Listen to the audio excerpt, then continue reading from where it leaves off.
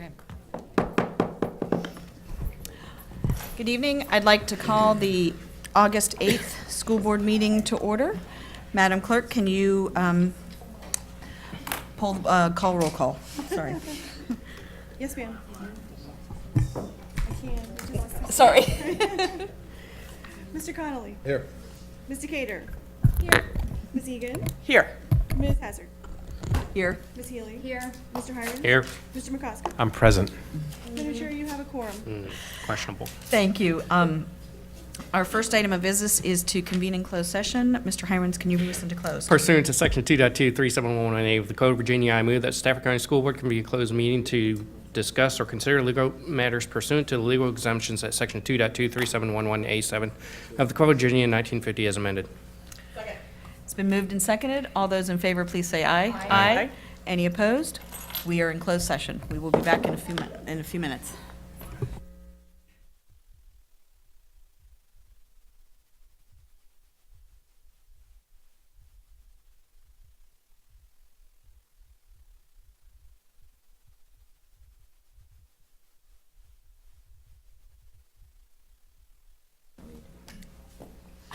It's up. Go. I know, that's why. I got it. You want me to? Go ahead. Whereas the Stafford County School Board has convened a closed meeting on this date pursuant to an affirmative recorded vote and in accordance with the provisions of the Virginia Freedom of Information Act, and whereas Section 2.2372712 of the Code of Virginia 1950 as amended requires certification by the school board that such closed meeting was conducted in conformity with Virginia law. Now therefore be resolved that the Stafford County School Board hereby certifies that to the best of each member's knowledge, only public business matters lawfully exempted from the open meeting requirements by Virginia law were discussed in the closed meeting to which this certification applies, and only such public business matters were identified in the motion convening the closed meeting were heard, discussed, or considered. Is there a second? Second. It's been moved and seconded. Madam Clerk, will you poll the board? Yes, ma'am. Mr. Connolly. Aye. Mr. Cater. Agree. Ms. Egan. Agreed. Ms. Hazard. Agree. Ms. Healy. Agree. Mr. Hiram. Agreed. Mr. McCosker. Madam Chair, you put motion passes unanimously. All right. I believe there is no motion coming out of closed session. I would ask at this time that we honor our country. We rise for the Pledge of Allegiance, please.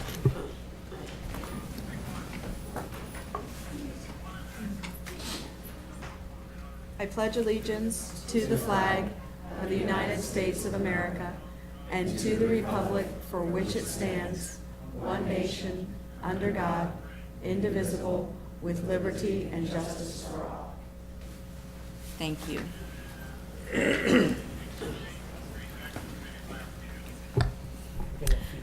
At this time, I'll entertain a motion for, regarding approval of the Move to agenda. approve the agenda.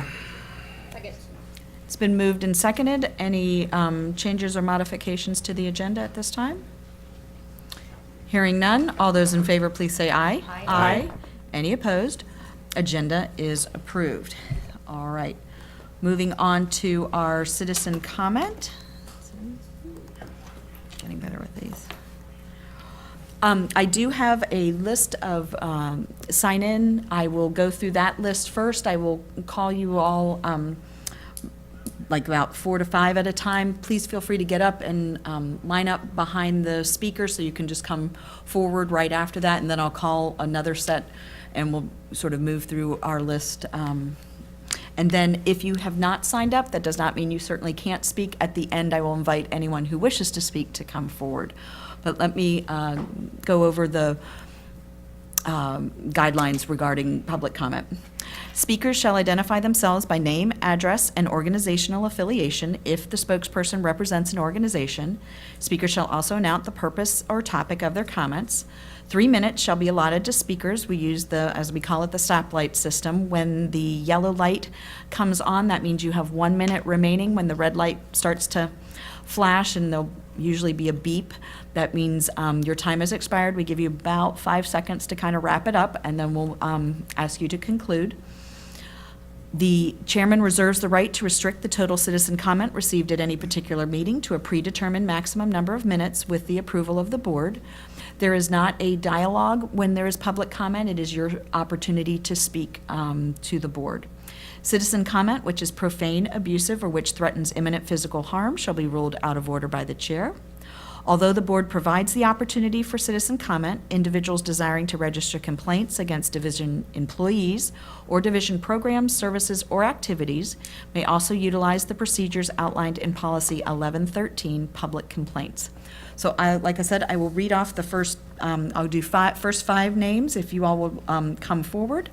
First, Robert Rigby, Amy Cannon, Leslie Cook, Dana Brown, and Trevor Salata. If I really butcher your name, I apologize. So I will let you all come forward and just come on up, introduce, and once you do, the time clock will start. Do I go here? Yes, sir. And you can use that microphone, and everybody can move it up and down. For us short people, we know how it moves up and down. So. Okay. My name is Robert Rigby, 2603 South 8th. I'm a former teacher at Stafford Elementary School. SCPS, as a public agency tasked with the education and care of children, should follow what are considered best practices. With respect to transgender students and social transition in schools, those best practices are made clear in the briefs filed in the Gloucester County case.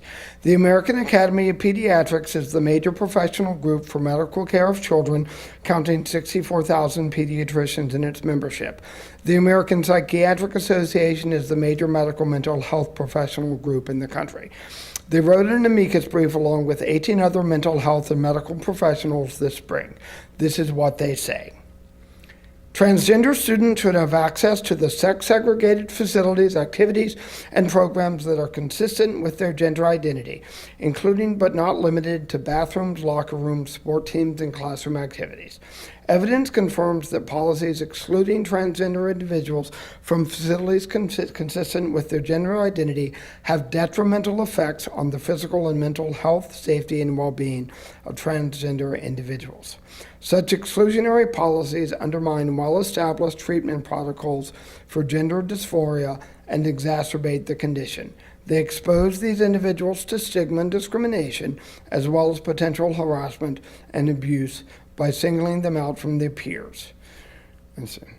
In contrast, there is no evidence for any harm to the physical or mental health of other children and adolescents when transgender students use facilities that match their gender identity. Amici, and I'm quoting from the American Academy of Pediatrics, amici are not hearing from their physician and therapist members about students experiencing any such harm, even though numerous states and school districts covering hundreds of thousands of individuals have policies allowing transgender individuals to use restrooms that match their gender identity. And I have a link. I assume I can email it to you so you can get the link.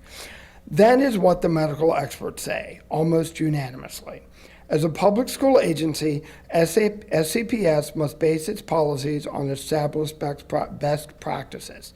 Yet the current policy about transgender students, including the lack of gender identity and sexual orientation in the non-discrimination and anti-bullying policies, flies in the face of the medical and professional consensus. This should not continue.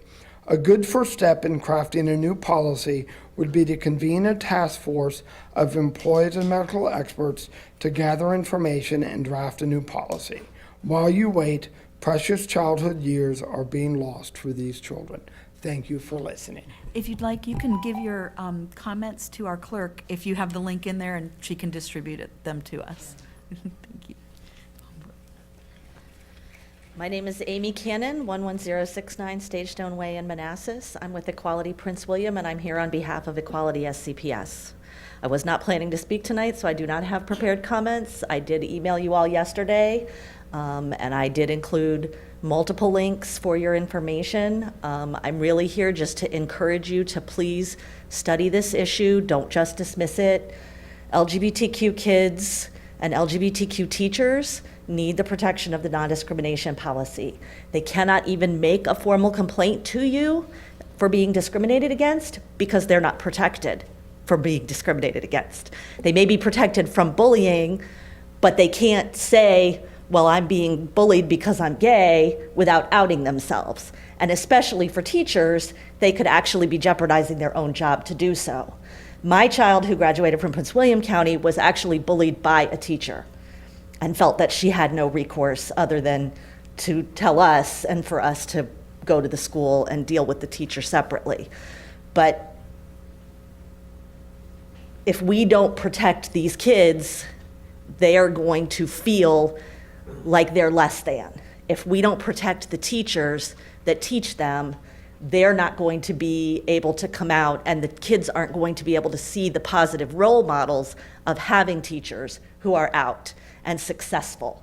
It's so important for these kids to see successful, professional people, teachers, staff members, that they can model after, and to know that their lives can be like that too. And it's not going to always be, they're going to be the kids that are bullying.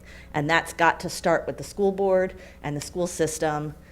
I urge you to reach out to Prince William County, reach out to Equality Prince William, reach out to the Prince William County School Board, watch Justin Wilkes' presentation from the night that we passed this in Prince William County at the school board meeting. He did extensive research on his own. There's not a single case in the country in schools where they have this policy of anyone dressing up as the other gender to get into the bathroom and assault a child. It doesn't happen. It hasn't happened. There are millions of students across the country that are already protected by these policies. So please reach out. There's all kinds of resources out there, and if we can help you, we are happy to do so. Thank you for your time. All right, I'm one of the shorties. Here we go. All right, I have fantastic news. I'm Leslie Cook. I'm a psychologist here in Stafford and Fredericksburg. I'm a Stafford parent. I'm on 10 J. Court. And I just returned from 4 days at the American Psychological Association's international meeting, where I attended no less than about 13 to 15, I think it was, different LGBTQ seminars. And I have really, really, really great news.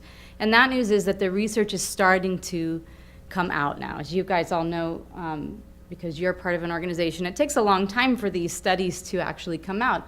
And so what they're finding is that there's two main factors in the success for all students in schools, two main psychological factors: to protect and to prepare kids. So when kids are protected in their environment, when they both experience and are communicated to that they're protected, and they're prepared both academically, socially, and emotionally for the world, they do really well.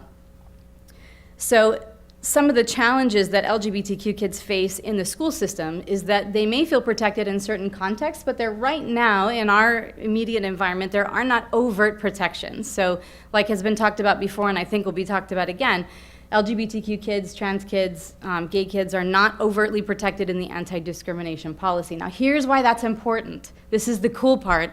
In the studies, they're finding that just doing that, just including overtly that category in the anti-discrimination policy increases academic performance, decreases suicide risk, increases markers of emotional health for the entire school, not just for those kids.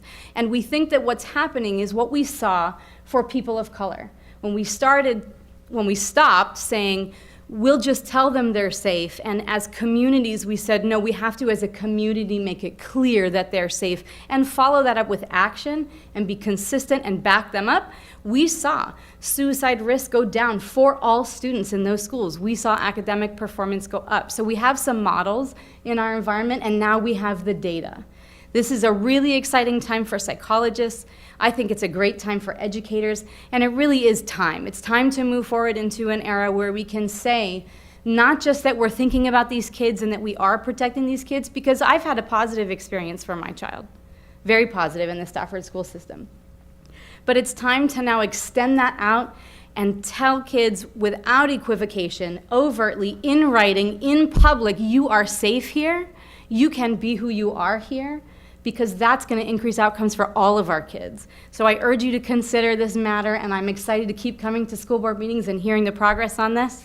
And if there's any other opportunities or things that come up, for comment, I'll be here again. So thank you.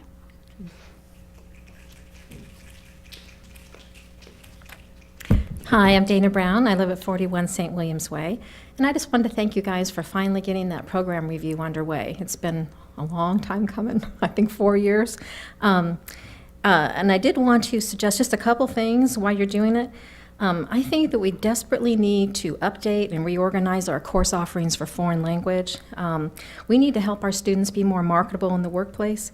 We have the NSA, the CIA, the DIA, all in our backyard, and these agencies have been known to recruit from high schools. We need to be offering languages like Russian, Chinese, Farsi, maybe after today, Korean. I don't think we're going to war with Germany and France anytime soon. The counties to the north offer these classes, these other foreign languages, and I know we offer them through Virtual Virginia, but it's really hard to learn Farsi and those languages through Virtual Virginia. We need real classes with real teachers, and I'm thinking maybe we could reprogram some of our dated and aging half-full German and French classes and get current. As Nike says, let's just do it. Let's not wait a couple years to study it. We need to do it.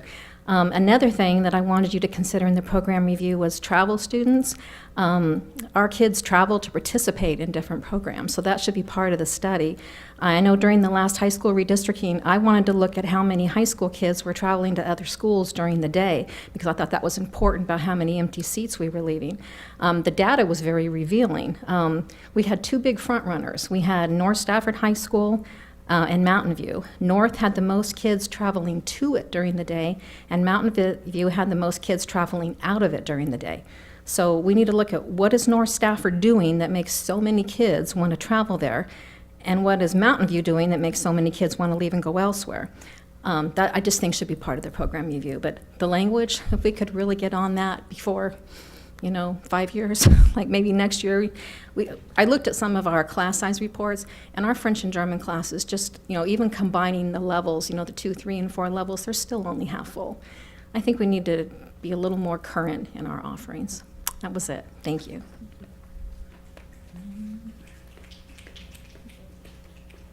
Good evening, members of the board. I'm Trevor Slata. I'm a resident on 29 Raleigh Lane. I've been a resident of the Hartwood District for 17 years now, and I'm here on behalf of Equality CPS, SCPS, my bad, in the Fredericksburg chapter of the Democratic Socialists of America. Tonight, I strongly urge you in support of adding the specific subject of gender identity and sexual orientation to your discrimination policies. It's stated clearly that race, national origin, disability, and religion are stated clearly in there, and I really do believe that adding just those two categories is the perfect welcome sign we do need. I know others have touched on the subject and provided statistics. I can't do this for you right now. But I believe this creates a hostile and distracting environment for the students in their education, and that is stated directly in the Code of Conduct, and I feel that revising that is the perfect step for Stafford County to take in following Prince William, I believe Fairfax, in these policies. And I do believe that Stafford County can really be at the front of that, confronting this heteronormative society and making a more welcome environment for our students. I yield the rest of my time, so thank you. Okay, thank you. Next on the list, I have Melissa Broadley, Kenny Bodai, Anthony Bellotti, Cassidy Sharp. I'm going to say Ryan Patton. If I really messed it up, I'm sorry.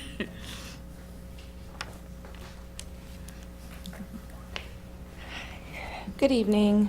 My name is Melissa Bradley. I live at Onville Road in the Widewater Griffiths District. I'm here with Stafford County Equality SCPS.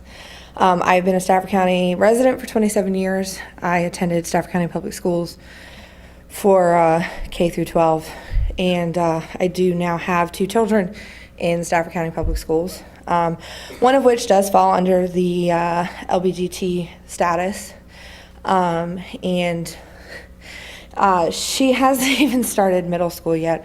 We have another year, and she's already asking to be homeschooled for middle school and high school, and that's a little sad. A little sad. She hasn't even been out of elementary school because she knows that she's going to be bullied, and because it started with a teacher. She simply changed one letter in her name to identify differently, and her teacher actually refused. And I see went out of their way to call by the wrong pronoun and the birth name. Whereas students go by a variety of names that do not match their birth certificate. So she felt that she was specifically discriminated against.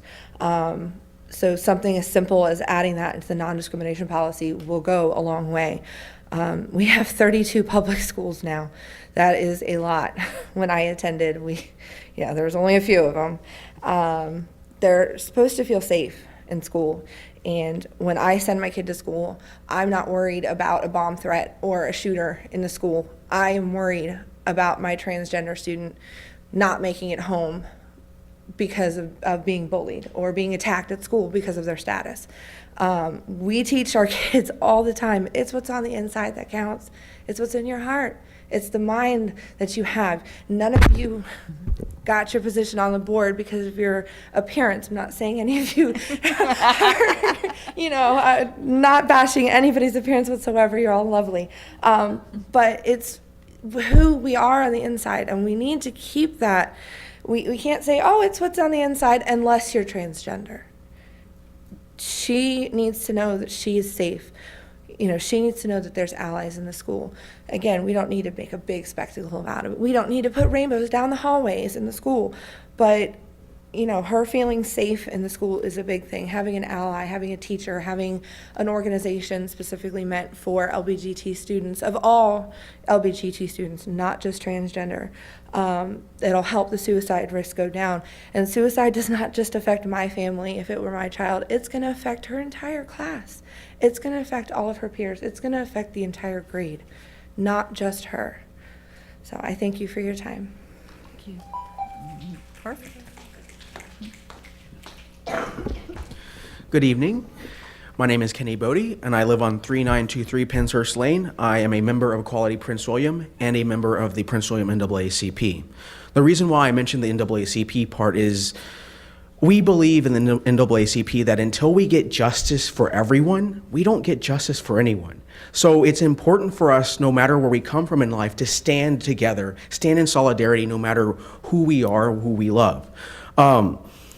Recently, and you guys just heard about it, Prince William County actually took a step forward, and their school board actually approved this very same addition of gender identity and sexual orientation. And we immediately saw changes. I spoke to children, I spoke to teachers, I spoke to parents, where they immediately felt like their kids felt safer. Their kids actually felt like the school board and the county not only acknowledged them, but had a vested interest in protecting them. And I feel like that's what the school system should be about.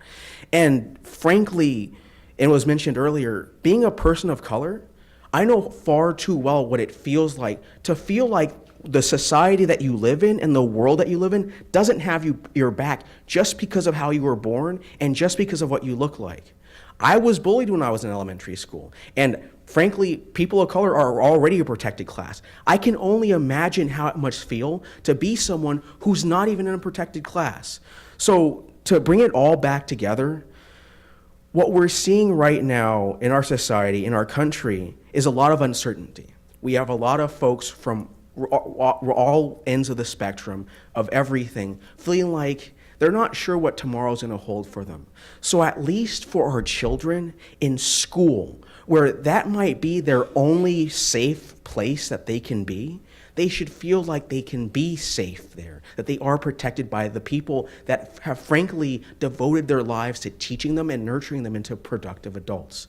So I hope you'll deeply consider this option, because we took a year to do so in Prince William County. And after that year of soul searching, we decided that that was the right thing to do for our kids. So I hope you'll do so too. Thanks for your time.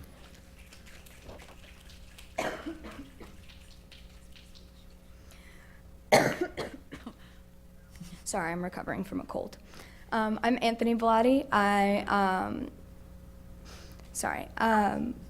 here with Equality Stafford County Public Schools.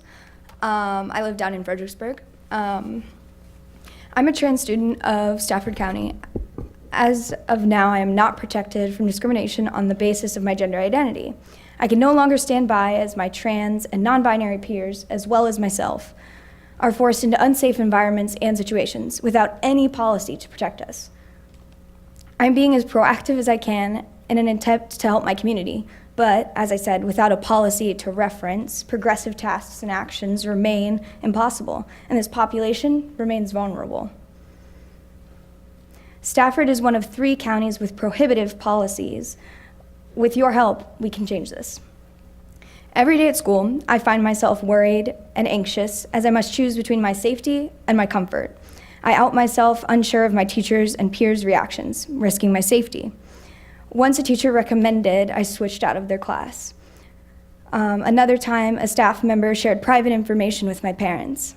I was relentlessly bullied for 2 years. I missed school because I was concerned for my safety. However, I reported none of the harassment or bullying mentioned because I was scared that staff would punish me or I would not have that protection to reference, as I said before. I am not alone in these experiences, as my trans peers have shared similar sentiments about their fear of harassment and lack of support from the very staff whose job it is to provide a safe and comfortable environment for all students. An amendment to the anti-discrimination policy would provide this protection to be mandatory, send a clear message to not only staff, but to students that ignorance and harassment will never be tolerated in Stafford County Public Schools. This addition and the workshops I proposed in June will help to fulfill the obligation to give all students an inclusive, safe environment in which they are all free to be themselves. Thank you for your time.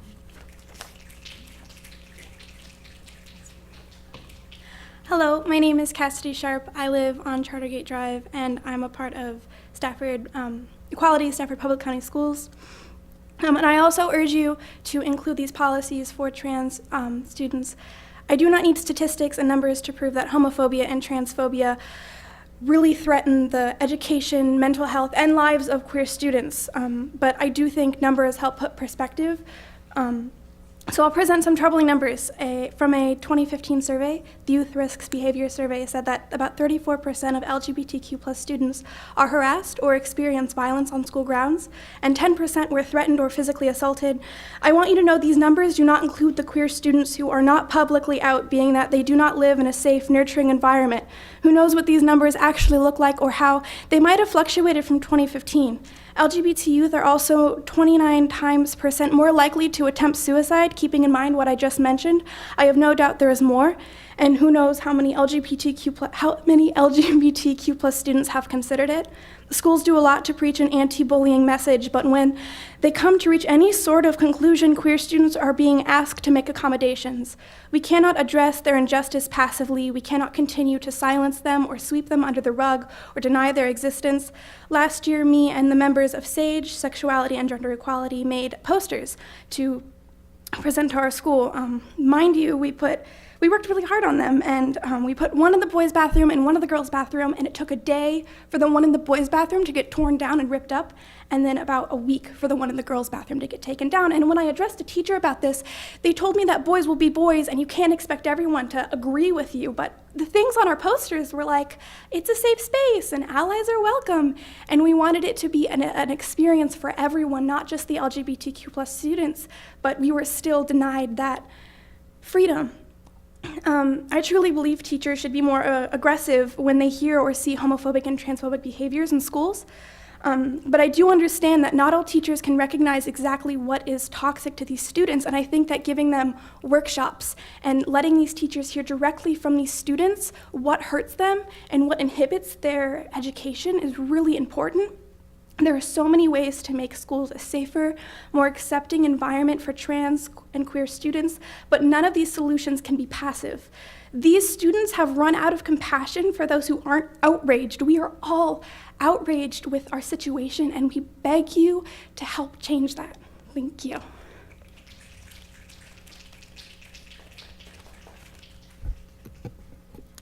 Hi, my name is Finn Patton, and My apologies. It's all good.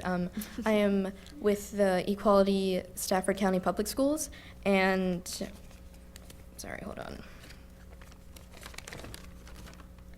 And I live in 26 Brian Knowles Drive, and I'm a student that goes to Colonial Forge High School.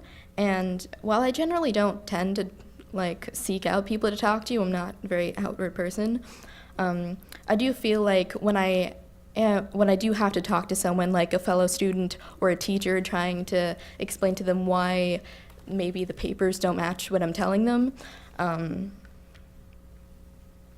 I always get a bit anxious because I don't know how exactly the teachers will react, like how some of the people before me had said that they don't, sometimes it's a bad reaction, or they just don't know if they're going to be okay with it or something to that effect. And I feel as such as the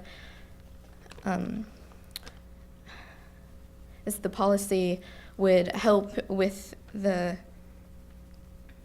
me feeling comfortable at school, and that I wouldn't have to give up a part of myself to just make all of the other students that maybe don't understand it entirely feel even more comfortable. It's actually all I have written down, so thank you. Thank you. At this time, that's the list of everybody who had signed up previously. As I said at the beginning, that doesn't mean those are the only people who can speak. So if you would like to come forward and speak, I would ask that you all just sort of line up. There should be a clipboard after you speak, to my left, your right, to just sign in that you spoke, so you can do that at the end. But come on forward. I just ask everybody to line up and come forward. Hello, my name is Deanna Bear. I live at 17499 Mina Lane in Dumfries. I have spoken at the Prince William County School Board meeting. Amy spoke about it before, but if you have not seen Justin Wilkes' presentation, please view it. It's on podcast.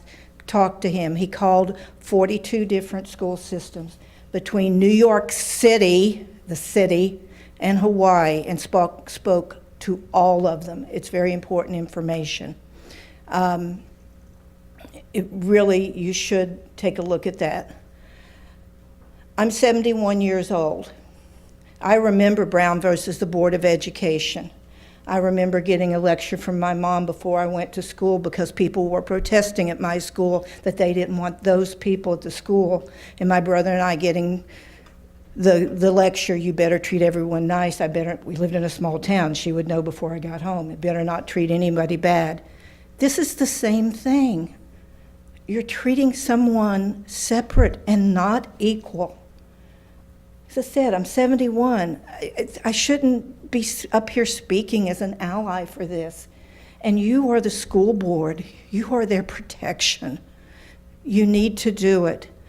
I was a teacher. I worked in criminal justice, and I was a teacher and a value sociologist. And one of the values I live by is when one group's rights are abridged or attacked, no group's rights are secure, none. And you have in your hands, in your vote, to make these children, these teachers, these staff members secure. If you don't stand up, if you don't speak up, if you don't show up, you're not part of the problem. You are the problem. And these children, they commit suicide.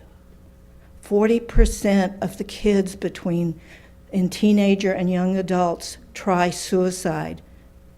It's like 7% or so, and the psychologists can tell me when my numbers are a little off, in the general population. This is in your hands. You can save lives. You can make these children have a safe place to learn. And that's all we want. For them to be safe, the teachers to be safe, the staff to be safe, and everyone to have a safe place to learn, to grow, and to be what we can be. So they can reach 71 and not have to be up here talking to you. Thank you.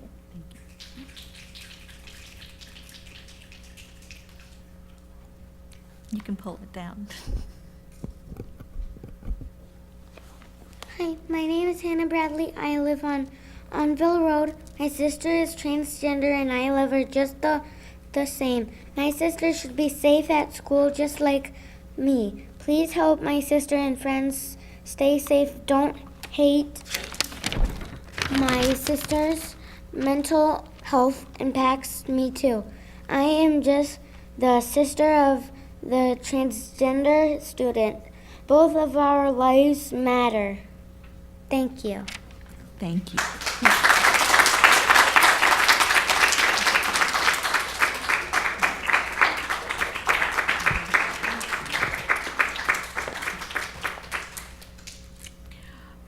All right, is there anybody else who would like to address the board this evening?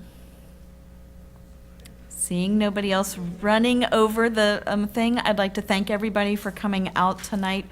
If for some reason you have your comments written, you can send them to our clerk so they can be distributed to the board should you have some written comments. So I just wanted to make that available. So thank you all for coming. We will be next on the agenda. We'll be moving on to our board member committee reports. Let's see. Is any reports? Any notices of upcoming meetings? Yeah, the How only about that thing I one? have is the FAB meeting will be, FAB Finance and Budget Committee meeting will be August 24th at 5:30 in the room behind us, where we'll hopefully be budget calendar, or will that come to the meeting, to the full school board first? We'll most likely be discussing budget calendar, budget development calendar, and budget priorities. Hopefully we'll come out of there with some recommendations for our budget priorities for the entire school board to adopt. Are there any other comments or notices of meetings? I guess I'll just do a quick wrap-up. A week ago, we all were together. I appreciate the work of the board looking over our goal setting and comments, our goal setting for that next year that can help shape some of our FAB and other committee recommendations. So the legislative committee did meet, but that is an agenda item later on the agenda, so I will address it then. So moving on to board member comments. Ms. Healy, you want to start us? No comments this evening. All right, Mr. McCosker. Just one comment. Tomorrow night at Stafford High School, there's the Commonwealth Governor's School open house. I think it starts at 6, but don't correct me if it's at 6 o'clock. It's 6 o'clock. So hopefully we see everybody out there. Bye. Excellent. Ms. Decatur, any comments? Well, I didn't have any comments, but now I do, because after public comment, they all get up and leave. So if you wanted to say thanks for coming, or I really was moved by that, nobody's left to hear it. So we might want to consider that. That's all. Mr. Conley. Thank you, Ms. Chair. I spent some time this week with Mr. Hicks, our new principal out at Hampton Oaks, and just wanted to report back. It was exciting, though. He has a lot of energy, a lot of creative ideas. Really optimistic. It was a nice time spent, and I left feeling just really good about the choice and some of the ideas he has, and ways to just make this year fun for these kids. So it was great. Just want to let you know that. Great. Ms. Egan, do you have any comments from board member comments? Mr. Hirons. I think I'm even going to keep my mouth shut. Hope everyone's enjoying the summer. That's right. All right, well, I'm going to give two really short ones. I had the honor, and Stafford County Public Schools had commencement exercises for our summer graduates on Saturday. It was a wonderful ceremony. One of the neat things about that particular ceremony is Dr. Benson always talks about, are we as, individual schools or a whole school system. It's really neat when we have our graduates there and they're all in their different colored cap and gowns, and you get to see them all sitting together. I don't know, there's something moving about that, and that was a wonderful opportunity. I very much enjoyed that. Enjoyed seeing visiting the Summer Leadership Academy for our leaders in our building. But my most exciting comment is going to be driving here tonight. Most people know I drive all the way down Courthouse Road. As I approached Colonial Forge High School, there was this line going across Colonial Forge High School, and hanging from it was a stoplight. So I would like to thank especially Ms. Maurer, who worked very hard on the Board of Supervisors to make that. Now, right now, it's just hanging there, but hey, we're getting there. They were promised that it would be open. Mr. Rand probably knows more, that it would be in use for our opening of school. And now that we've at least got a stoplight there, actually there were like 3 of them hanging there, as I recall. But for all of those, I would like to thank those who were involved in getting that accomplished for us. And it is hanging in the air, although not functioning, but it's there. So step 1. And with that, I will ask Dr. Benson if you have any comments. Just thank you, Madam Chair. Just very briefly, it's been a busy summer from the Teaching and Learning Summit to our Summer Leadership Academy this past week, and we'll be welcoming our new teachers to the division on August 21st. And we'll be updating the board on the status of filling those vacancies at the end of the week this week. And that concludes my remarks, Madam Chair. Thank you. All right. Next, we move on to consent items. We have 3 listed. Is there a motion to approve consent? Motion to approve consent agenda. Second. It's been moved and seconded. Any comments? Hearing none. All those in favor, please say aye. Aye. Any opposed? Motion carries unanimously regarding our 3 consent items. Moving on to our single action item at this point is adopting the resolution for our VPSA sale of bonds. Do I have a motion? Madam Chair, motion to approve action item number 10. Is there a second? Second. It's been moved and seconded. Any discussion or questions for, I believe this would be Mr. Fulmer? Any questions?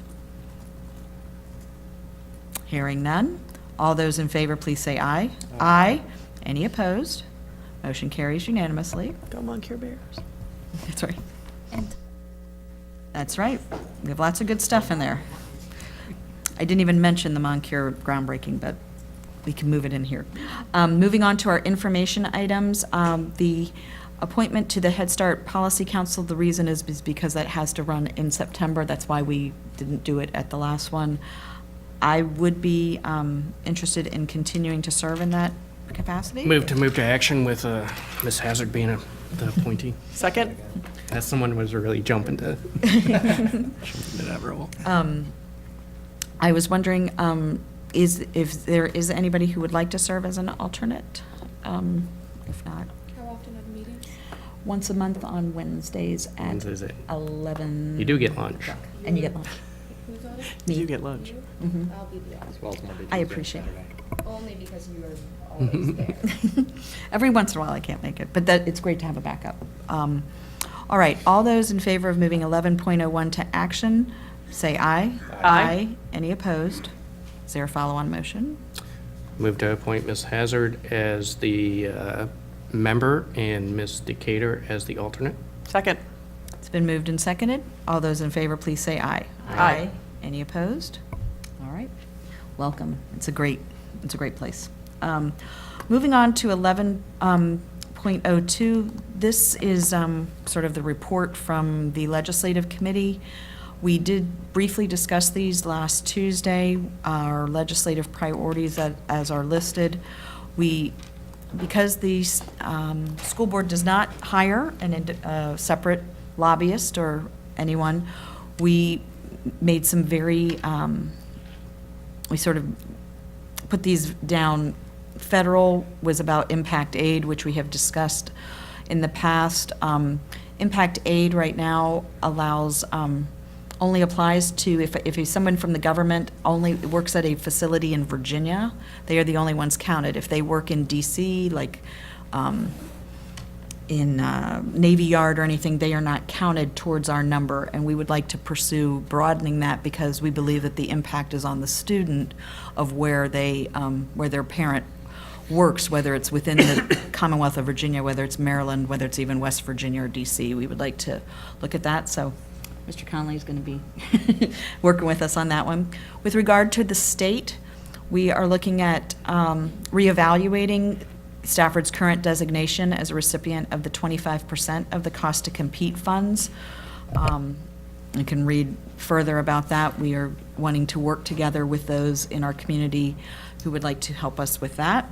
And moving on to our second state priority is currently our standards of quality in the Commonwealth do not include school nurses as something that the state considers would be a standard of quality. We believe that position should be funded because I personally would never, as a board member, want to have a school that does not have a nurse in there if you see the amount of the files on the medical needs of our students. So we would like to request that that becomes an SOQ-funded position because we believe that is a quality and a necessity in this day and age. Just so newer board members are aware, many of the VSBA, the Virginia School Board Association legislative statements will be brought to our board to approve before we go to the seminar. They do a lot of our lobbying and stuff, and we chime in, but just wanted to know what ours were. So were there any additions to this list? I know we had a little bit of a conversation either tonight, and this will be coming back in 2 weeks, or it's probably longer than that, September.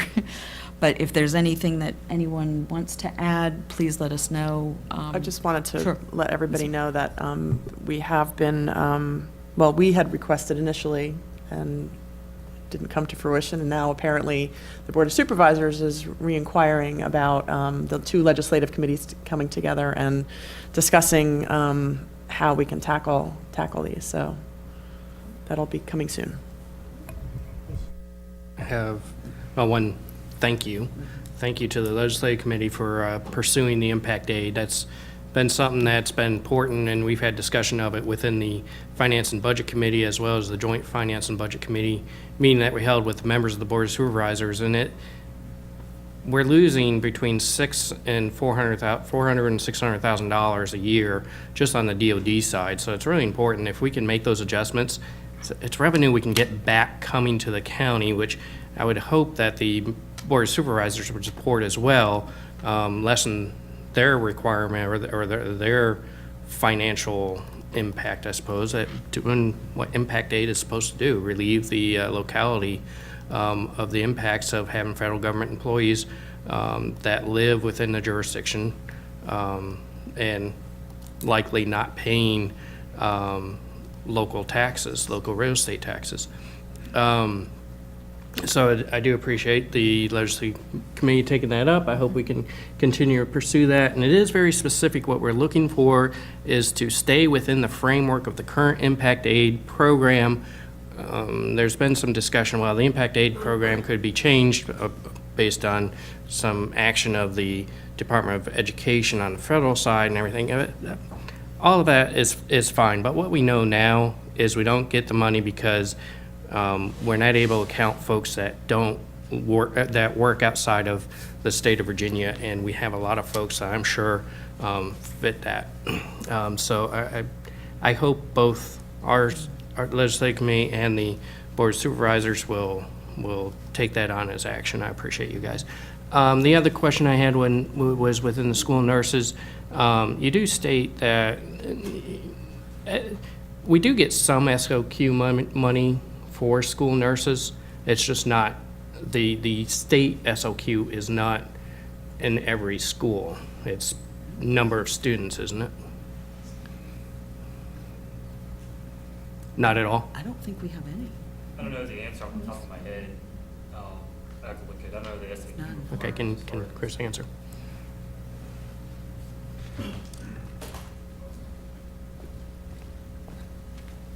Sorry, I'd have to do some research on whether the nurses are in the SOQ. I don't believe that they are, but more from the educational side. Somebody else might be able to jump in I can and probably answer research that pretty quickly. I don't think they are, but Okay. I'll double check. All right, good. And our effort here is going to be put forward what our what Stafford County standard is currently as a nurse in every school to be the SOQ standard, which would be fantastic. I'd like some money as well. Let's start there, and I can't imagine, but, so I appreciate that. But if there's any additions, I will say that the Legislative Committee is examining going down and doing some lobbying down in Richmond, so please stay tuned, board members, for that. And there are some other groups that may be helping us with the nurse priority. So, but we will see this again in 2 weeks. Let's look at 1103, which is about Power School Assessment and Analytics License. Let's see, who is this one? Sorry. It's Dr. Strike. Does anybody have any questions regarding this one? I just want to know what's the bottom line? What is this? I don't even know what this is. Just real quick. It's 100 grand, so I just want to make sure I understand, like, you know. Thank you very much. I will be real quick, okay? So PowerSchool Assessment and Analytics is formerly Interactive Achievement, and it was purchased here probably over a year ago for grades 3 through 5. So what it is an assessment test bank created by Virginia teachers, and our own teachers can upload their tests, banks, et cetera, and it's really focused on developing common formative assessments. So assessment for learning, not of learning. And the reason we're coming to the board this evening is because our secondary schools and school leaders have requested this for the secondary. So this is the expansion. By policy, it now is over $75,000, so it has to come to the board. And the total, we renegotiated the quote, and so that total price is what you see there at $109,000. So it's just 6 through 8. It'll be 6 through grades 8. 3. Now it'll be 3 through 8. 3 through 8. 3 through 8 instead of 3 and 5. Okay. Got it. Okay. All right. Any other questions? We're really excited to get this started as soon as possible because of the training. Yes, please. Madam Chair, I'd like to make a motion to move this to action. Second. It's been moved and seconded. All those in favor of moving 1103 to action, please say aye. Aye. Any opposed? Motion carries. Ms. Egan, do you want to? Yes, thank you. Madam Chair, I'd like to move to approve 11.03. Second. It's been moved and seconded. Any discussion? Hearing none. All those in favor, please say aye. Aye. Any opposed? You can get started. All right, moving on, the annual VHSL insurance application. Are there any questions about this particular item?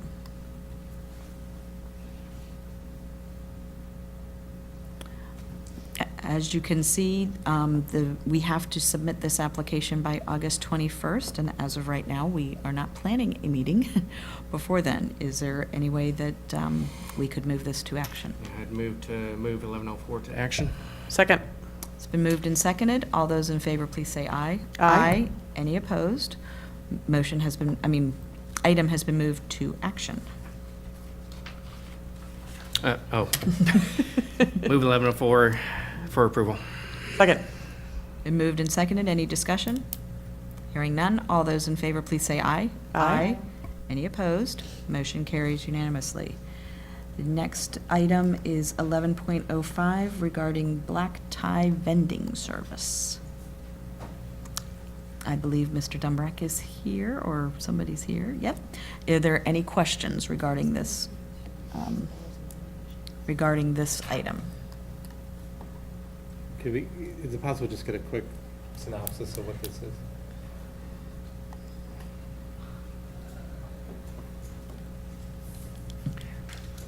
Give us the Cliff Notes version.